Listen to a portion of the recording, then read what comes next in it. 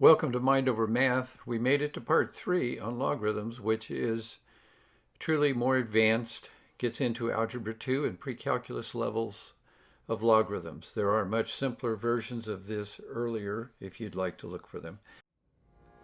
Hi everybody, thanks for stopping in. Let me remind you to subscribe, like the video, and comment down below for ideas that you have for future videos or questions you might have.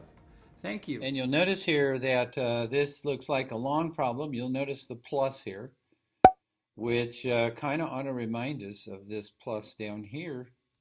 That indicates a single logarithm that is a product. The base is e all the way through the problem, a consistent base.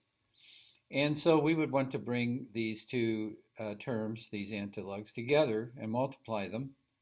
And notice we have a single log on the left, we have a single log on the right, both bases. That means we can take the antilogs and set them equal to each other. I FOILed this out, multiplied this out, combine like terms, and even if factors. And when it factors, these factors are set equal to 0 by the zero product theorem, and our solutions are 6 and 1. There's a little problem here that we want to watch, and that is when we plug this in up above, you'll notice that this quantity right here becomes a negative 1. So does this one. And if you remember, that, according to this rule up here, is not allowed. So that is not a real number, so it's not possible to get an answer there. And so I have another answer, which is 6. So I'm going to want to plug that in also. And of course, when I do, I get a 4 here. A 9 here with a plus means multiplication. And that gives me 36. Over here on the other side, I have the power rule reversed, and that gives me 6 squared, which again is 36. And so this answer 6 checks, but the negative 1 does not check. Let's move on.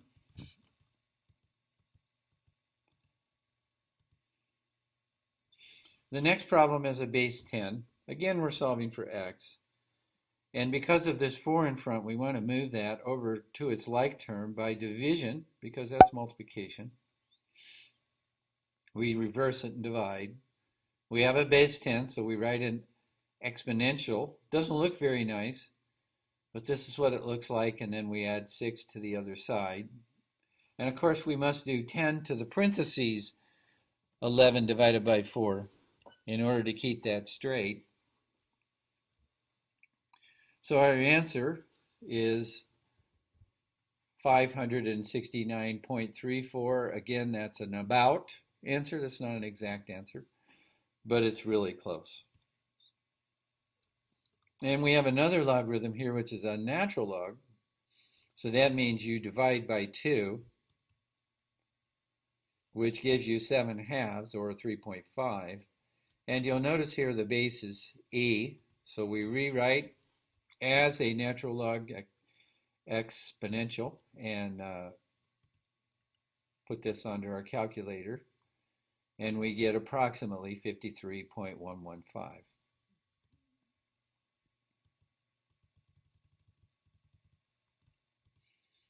And the next slide, we go on to another logarithm problem, a base 10.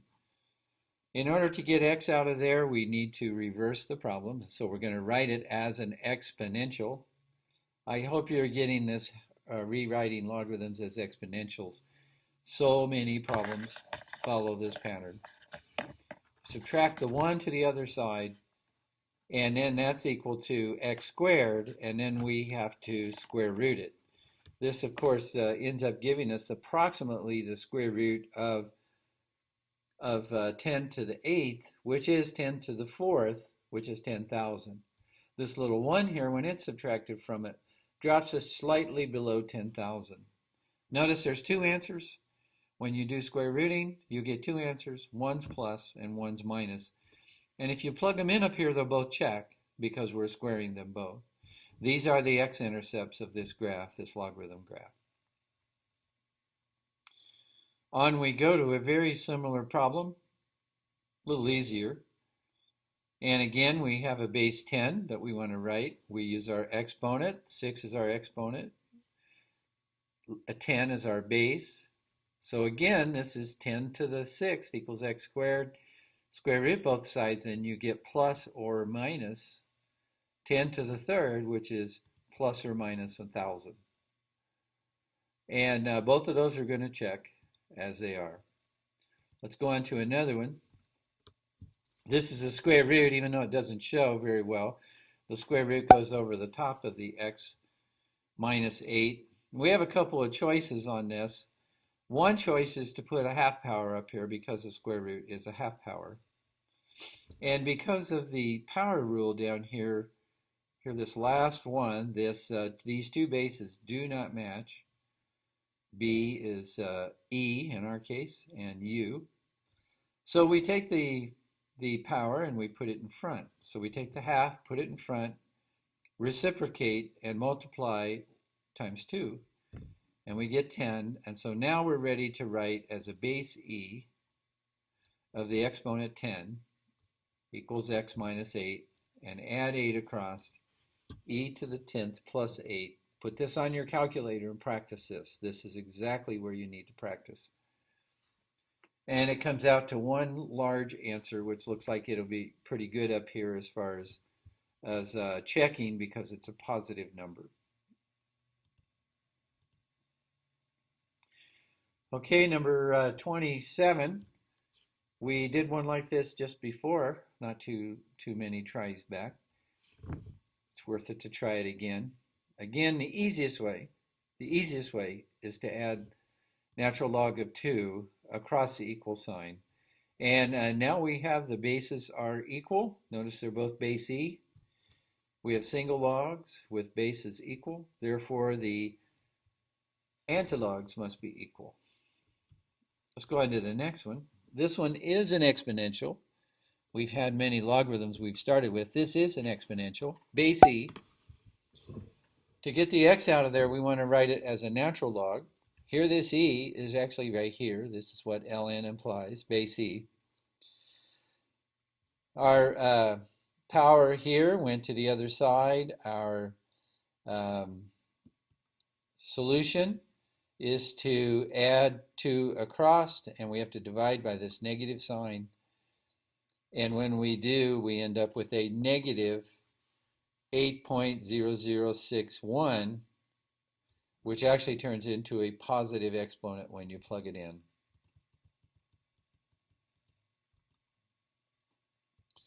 Okay, and on we go to another exponential.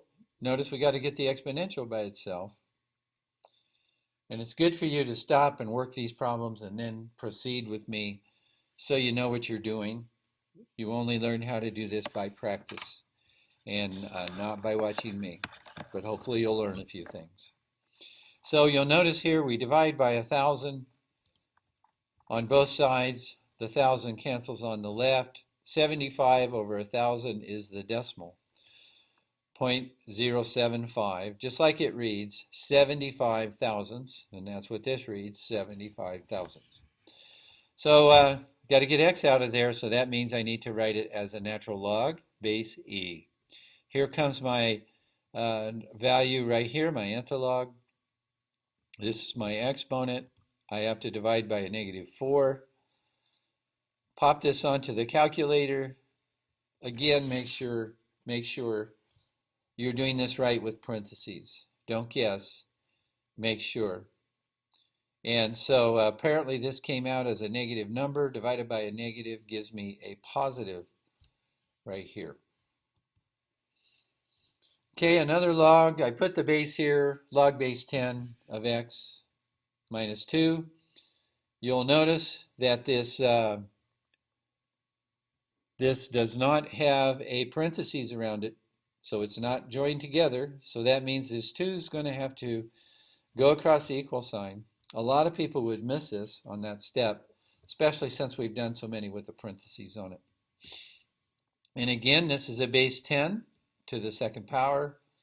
That's exactly 100. There's no rounding off on that.